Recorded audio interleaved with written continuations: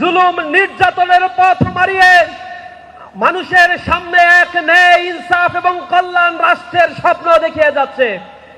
এই দলটিকে বারবার দমিত করার জন্য একাধিকবার এই দলটিকে নিষিদ্ধ করা হয়েছে, তার শীর্ষ নেতৃবৃন্দকে ফাঁসি দেওয়া হয়েছে। রক্তের পথ মারিয়ে এই বাংলার জমিনে আরো বেশি শক্তিশালী হয়েছে জামাত ইসলামী। আজ বাংলার টেকনাফ থেকে তেঁতুলিয়া প্রতিটি নগর বন্দর শহর মাঠ ঘাট প্রাণতন্ত্র শুরু হয়েছে। দাঁড়িপাল্লার পক্ষে এক গণজোয়ার সৃষ্টি হয়েছে। দেশের দেশপ্রেমিক সার্বভৌমত্বের অতন্ত্র প্রহরী দলগুলো আজ একতাবদ্ধ হয়ে এক ঐক্যবদ্ধ বাংলাদেশের সুরতান কাঁধে কাঁধ মিলিয়ে তারা জয়গান শুরু করেছে।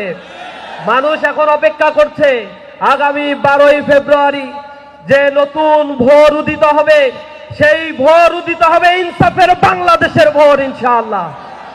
আমরা এই বাংলাদেশকে দুর্নীতি মুক্ত, চাঁদাবাজ মুক্ত, সন্ত্রাস মুক্ত, মানবিক ইনসাফের একটি বাংলাদেশ গড়ে তোলার জন্য জীবন দিতে প্রস্তুত আছি ইনশাআল্লাহ।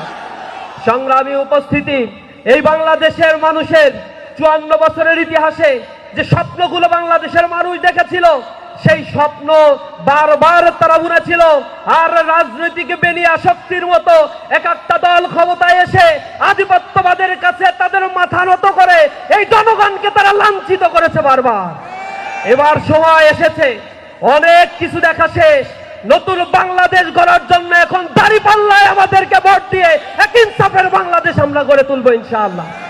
যারা জনগণের রায়কে পছন্দ করে না, ম্যান্ডেটকে পছন্দ করে না, হাইকোর্টের সামনে যায়, কোর্টকে ব্যবহার করে, এরপরে জাতীয় নির্বাচন কমিশন যেটি তার সামনে অবরোধ করে ছাত্রদের অধিকার, সেই ছাত্র সংসদ নির্বাচনগুলো যারা হতে দেয় না, যারা বলে এইগুলো হারার ভয়ে তারা এই নির্বাচন থেকে পিছিয়ে এসে, এহেন কোন চক্রান্ত নাই যা এই ছাত্র সংসদগুলোতে তারা করে নাই।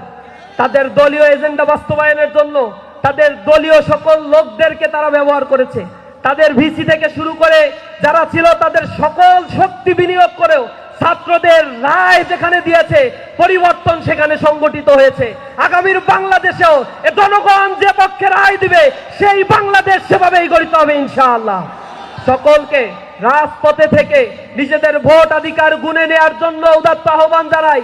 আমরা ভোট দিব, ভোট গুনে নিয়ে আমরা কেন্দ্র ছাড়ব ইনশাআল্লাহ। আগামীর বাংলাদেশে যদি কেউ রক্তচক্ষু দেখিয়ে টাকা দিয়ে ভোট কেনার চিন্তা করে, বিশ্ববিদ্যালয়ের ছাত্ররা দেখিয়ে দিয়েছে টাকা দেওয়ার পরেও ভোট দেওয়ার ক্ষেত্রে তারা সেই ভোটগুলোই দিয়েছে যা তাদের পছন্দ। এই বাংলাদেশের মানুষ এখন স্বাধীন চিন্তা করতে পছন্দ করছে, সুতরাং তাদেরকে কোনো কার্ডের হাইকোর্ট দেখায় লাভ নাই।